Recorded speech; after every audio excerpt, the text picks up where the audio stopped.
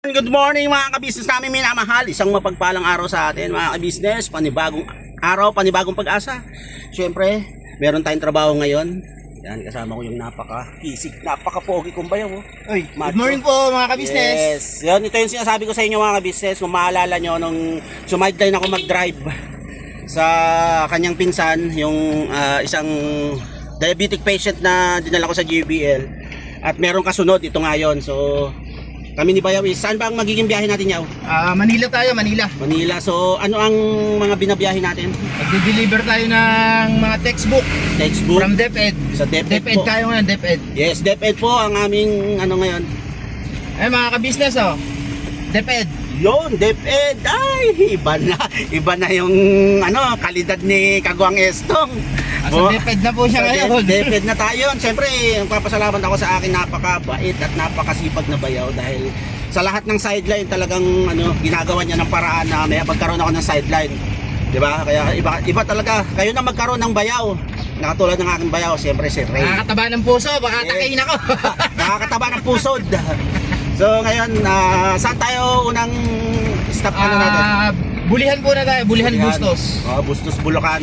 Doon kami pipick up ng mga textbook na i-deliver namin sa ano tayo, NCR ngayon tayo. NCR. Yes. Kasi nung mga nakaraang ilang araw yon, 3 days. 3 days. La Union. 3 days silang magkasama nung pamangkin ko naman. Sa La Union sila. Ilang school yung na-deliveran nyo doon yung? 18. 18 school. Sa mga mula grade 7 hanggang grade 12. Grade 8 ang dala namin. Grade 8. English literature. Yun. So, makabuluhan tong biyahe namin ito mga ka-business namin minamahal kasi kami ang maghahatid ng mga gagamiting textbook ng ating mga masisipag na mag-aaral sa bawat eskwelahan na aming dideliveran. So, yun mga ka-business, samahan nyo kami ngayong araw na to at kahit maulan, tuloy-tuloy tayo, pirabanat lang tayo at abangan ang mga susunod na pangyayari ngayong araw na to. Alright? Let's go!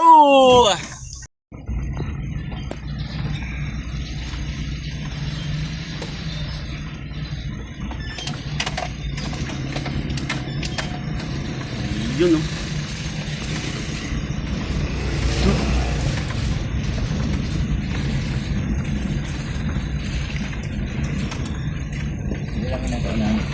Mga business, linis-linis muna mga business namin minamahal. Ayan.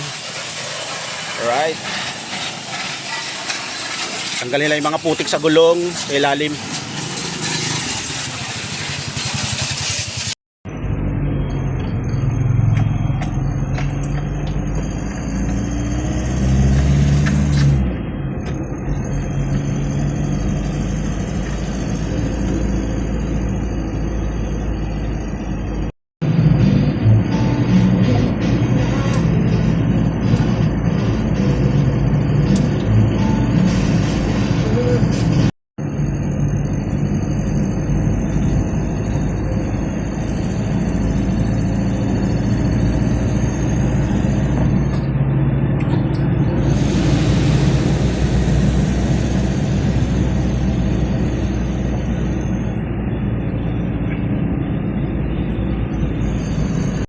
So yung mga business, dito na kami.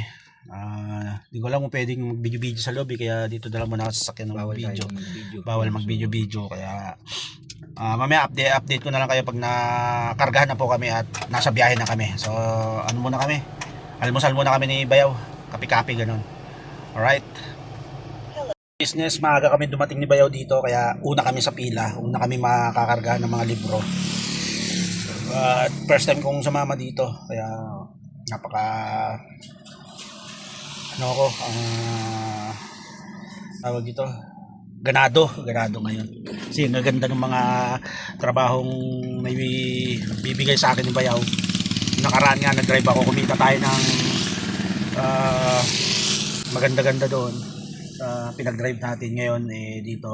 Bali parang pinaka-assistant ako ni Bayaw, painante, mag-unload kami ng mga libro, textbook sa mga school. So yun, maaga pa kami, bali 8 o'clock pa ang office hour dito, so mag-8 pa lang, kaya waiting muna kami ni Bayaw. Si Bayaw nandun sa loob at ako dito ako sa sasakyan habang hinihintay ko yung go signal para makargahan na tong unit namin. So yung mga business, yun lang mga update. At mamaya pagbiyahe samahan nyo ako sa magiging biyahe na to. At ano to, nakakatuwa lang kasi siyempre DepEd yung ating ibabiyahe. Mag-aabot tayo ng magdi-deliver tayo ng mga textbook para sa mga estudyante. So yung mga ka-business, balikan ko kayo. Alright. Business, kakargahan na tayo. Dito lang tayo sa loob, hindi tayo kukuha sa paligid ng tawag dito, bodega. Dito lang tayo sa sasakyan. Kaya waiting lang tayo. May mga magkakarga ng mga business. Ang gagawin lang natin mamaya is mag-unloading. Alright, update lang. Kasi bayaw. Hey. Yan, alright, basic. So yung mga business, nakargahan na tayo. Ayan yung mga karga natin. 57 na box ng mga textbook. So apat yung sasakyan na kasama natin, convoy. Kasi sa tayo, Holy Spirit, Quezon City ang bagsak nitong mga libro na to. Alright, so let's go. Ay natin sila. Waiting, ayan si Bayaw. Yan. Waiting lang muna kami dito. Waiting lang ho para sa convoy. Yes. Ilan tayo? Apat sa Quezon City, Holy Spirit. Holy Spirit. Payatas, parting payatas po yun. Alright. Yes, nakalabas na kami sa bodega, nakarga na kami. Hintayin na lang namin yung mga kasama namin at magpapakarga pa kami ni Bayaw ng diesel. So hintayin lang namin sila sa Balagtas. Sa exit. Balagtas exit. So first time na biyahe ito, kasama ko si Bayaw at sa tayo, Quezon City, Holy Spirit. Alright, let's go.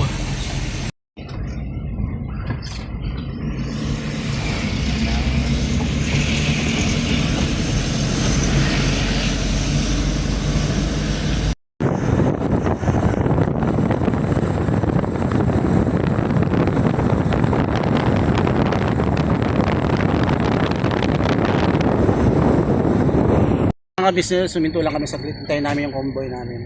Dito na kami sa exit. Anong exit yan, Yaw? Balagtas. Balagtas exit. So, para tuloy-tuloy yung biyahe namin. Ay yung pangatlo, ay pangapat, nandun pa? Ayun, nauna sa amin. Kami na nauna na eh. Ano? Ay tara na. Tara, ano na tayo? Nag-waste na ba kayo? Anong, ano mo? Anong... Race mo yan.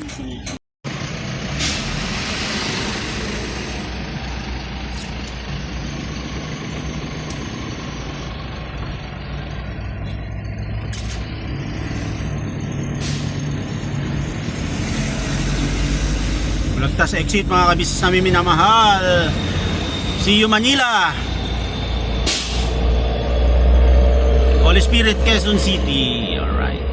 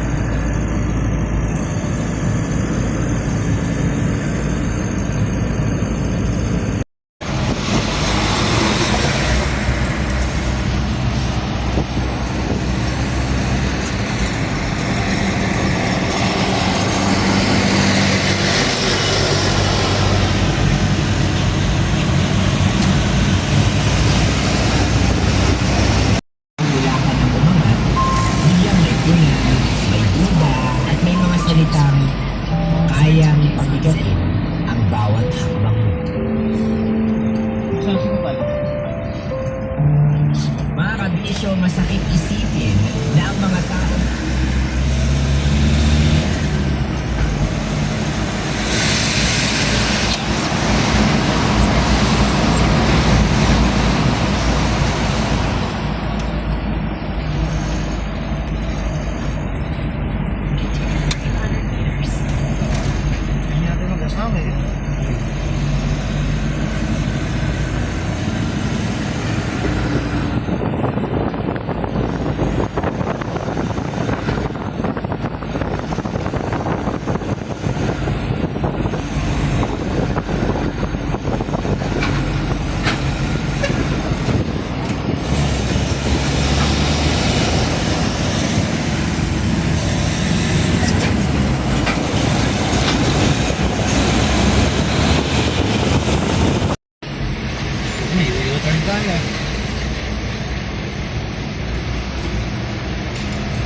to, Mindanao.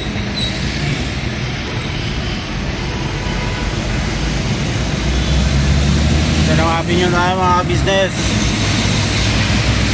Bilis lang, 1 hour may lang yung biyahe namin.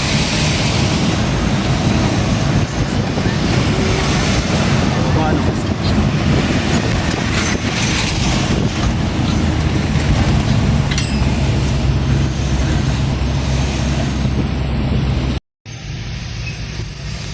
So yung mga business, malapit na tayo. Yan na tayo sa ano, 26 minutes yun. 26 minutes. May pinasukan tayong kanto.